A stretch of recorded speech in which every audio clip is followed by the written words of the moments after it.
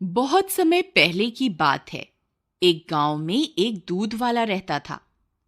उसका नाम गिरधर था। वह अपनी पत्नी और अपने एक बेटे के साथ रहता था। उसके पास एक ही गाय थी। वह बहुत प्यारी थी, मगर वह बहुत कम दूध दिया करती थी। वह जितना भी दूध देती थी, गिरधर उसे शहर में जाकर बेच आया करता था। लेकिन दूध कम होने की वजह से उसकी आमदनी भी बहुत कम हुआ करती थी, जिसकी वजह से उसकी पत्नी उसे दिन रात ताने मारा करती थी। अजी सुनो, इतने थोड़े से पैसों का मैं क्या करूं? इतने कम पैसों में तो घर चलाना भी मुश्किल हो रहा है। आपने पड़ोस के मोहन की बीवी को देखा? वह कल ही नई साड़ी खरीद के लाई है। उसका पति तो उसे हर हफ्ते मेला दिखाने के लिए लेकर जाता है और नए कपड़े भी दिलवाता है। आप तो ऐसा कुछ नहीं करते। देखो भगवान, मैं जितने पैसे कमाता हूँ सारे तुम्हें लाके दे देता हूँ। अब मैं और पैसे कहाँ से लाऊं? जितने पैसे तुम कमा के लाते हो ना, उसमें से आधे से ज्यादा पैसों का चारा तो तुम्हारी ये गाय ही खा जाती है और बदले में इतना कम दूध देती है। इस गाय से हमें कोई फायदा नहीं है। इसे तो तुम किसी जंगल में ही छोड़ आओ और एक नई गाय खरीद लो। देखो भगवान, मेरे पास नई गाय खरीदने के पैसे नहीं हैं। हम जितना भी कमाते हैं उसमें 2 वक्त की रोटी मिल जाती है। मुझे ज्यादा कुछ नहीं चाहिए।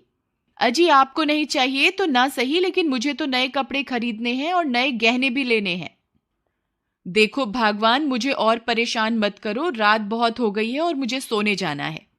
इतना बोलकर गिरधर वहां से चला जाता है। पत्नी सोचते हुए, कोई तो उपाय होगा जिससे हम ज्यादा मुनाफा कमा सकें। हमारे पास नई गाय खरीदने के पैसे तो हैं नहीं। मुझे इसी गाय से ज्यादा मुनाफा कमाने की तरकीब खोजनी होगी। अगले दिन सुबह होने पर गिरधर रोज की तरह गाय का दूध निकालकर शहर में बेचने चला जाता है। उसकी पत्नी अपने बेटे को आवाज लगाती है, अरे बेटा मुन्नू, कहाँ है? जरा मेरी बात सुन। जी माँ। जरा बाहर जाकर देख, तेरे पिताजी शहर में दूध बेचने के लिए चले गए क्या? मुन्नू बाहर जाकर देखता है।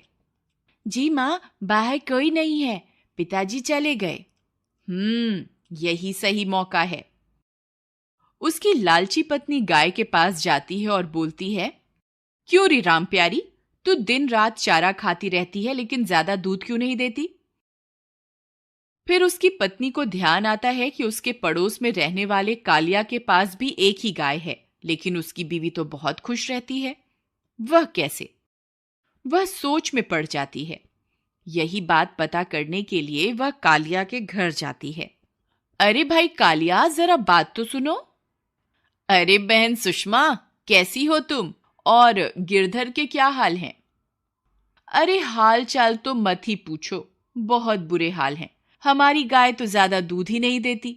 इतने कम दूध में कोई मुनाफा नहीं हो रहा।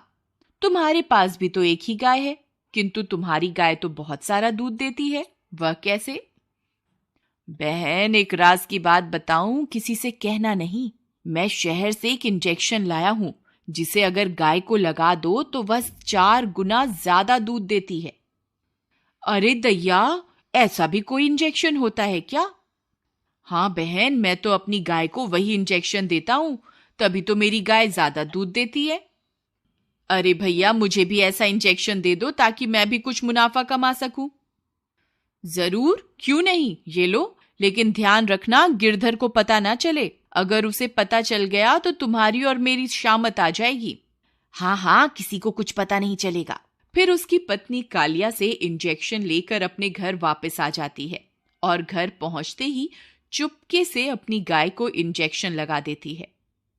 फिर अगले दिन रोज की तरह गिरधर अपनी गाय का दूध निकालता है। अरे ये क्या, आज तो पूरी बाल्टी भर गई, फिर भी दूध बंद ही नहीं हो रहा। लगता है भगवान ने मेरी लालची पत्नी की बात सुन ली। शायद अब हमारे अच्छे दिन आ जाएं। अब शहर चलता हूं और जो भी मुनाफा होगा उससे अपनी बीवी के लिए कुछ नए कपड़े खरीद लूंगा। शाम होने पर गिरधर अपनी बीवी के लिए कुछ नए कपड़े लेता है। उसकी बीवी नए कपड़े पाकर खुश हो जाती है। कुछ दिनों तक ऐसा ही चलता रहा। गिरधर की लालची पत्नी रोज अपनी गाय को इंजेक्शन लगा देती और गाय ज्यादा दूध देने लगती और गिरधर शहर जाकर दूध बेचता और जो भी मुनाफा होता वह सारा का सारा अपनी बीवी को दे देता। फिर एक दिन गिरधर की पत्नी रोज की तरह गाय को इंजेक्शन लगाने जाती है। गाय भी समझ चुकी थी कि ये लालची औरत उसे इंजेक्शन लगाने आ रही है। जैसे ही सुषमा उसे इंजेक्शन लगाती है, गाय छटपटाने लगती है। सुषमा, अरे आज क्या हो गया तुझे? इतना क्यों छटपटा रही है? एक जगह ठहर तो सही, रुक जा, इंजेक्शन तो लगाने दे। लेकिन गाय बहुत ज्यादा छटपटाती है और उसे इंजेक्शन नहीं लगाने देती। अरे बेटा मुन्नू, जरा मेरी बात तो सुन। जी माँ।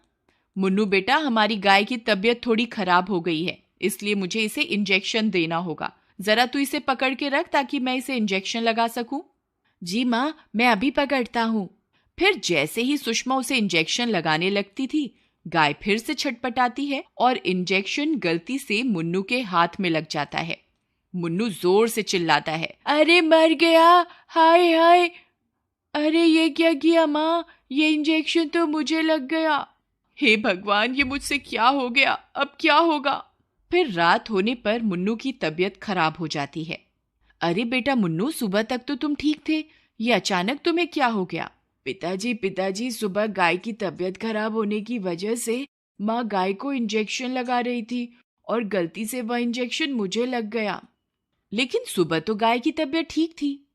पत्नी डरते हुए, नहीं नहीं, आपके जाने के बाद उसकी तबीयत थोड़ी खराब हो गई थी, तो मैंने पड़ोस के कालिया से एक इंजेक्शन लेकर उसे लगाना चाहा था, तभी गलती से वह इंजेक्शन मुन्नू को लग गया। गिरधर समझ जाता है कि वह इंजेक्शन किस लिए था। गिरधर गुस्से में, मैं जानता हूं भागवान, तुम कालिया से वह इंजेक्शन क्यों लेकर आई थी। अपनी चोरी पकड़ी जाने पर उसकी पत्नी बहुत शर्मिंदा हो जाती है। मुझे माफ कर दो, ये सब तो मैंने अधिक मुनाफा कमाने के लिए किया था। मुझे क्या पता था कि वह इंजेक्शन एक दिन मेरे बेटे को ही लग जाएगा। गिरधर, भगवान, आज उस इंजेक्शन की वजह से जब तुम्हारे बेटे की तबीयत खराब हुई तभी तुम्हें एहसास हुआ ना। ये सोचो कि जब तुम रोज गाय को इंजेक्शन लगाती होगी तो उस पे क्या बीतती होगी, उसे कितना दर्द महसूस होता होगा। गाय तो बेजुबान है, इसलिए अपना हाल बता भी नहीं सकती, और हम लालची इंसान थोड़ा ज्यादा मुनाफा कमाने के चक्कर में इन बेजुबान जानवरों का फायदा उठाते हैं। अपने पति की बात सुनकर वह बहुत ज्यादा शर्मिंदा हो जाती है और अपने किए हुए की माफी मांगती है।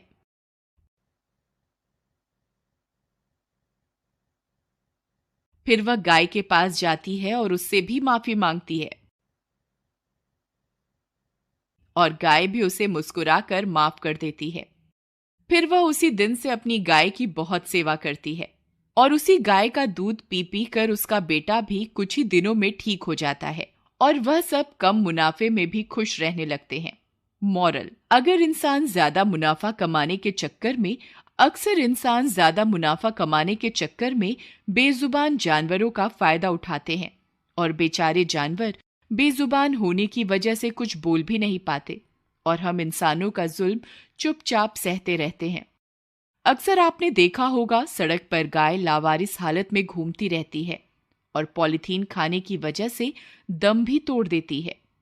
हमें पॉलीथीन का इस्तेमाल भी कम से कम करना चाहिए और अगर आपको कोई गाय पॉलीथीन खाते हुए दिखाई दे तो उसे रोकना चाहिए। क्या पता आपके इस कदम से किसी बेजुबान की जान बच जाए। अक्सर चुनौतियों से, संघर्षों से हम डरते हैं, लेकिन संघर्ष ही तो हैं जो हमें और अधिक मजबूत करते हैं और जिंदगी की कठिनाइयों से लड़ने की हिम्मत देते हैं और हमें सक्षम बनाते हैं, कुछ भी कर पाने के और कुछ भी कर गुजरने के। इसलिए जिंदगी में कभी भी कोई चुनौती आई तो उसे घबराइए मत, बल्कि हंसकर उसका सामना कीजिए।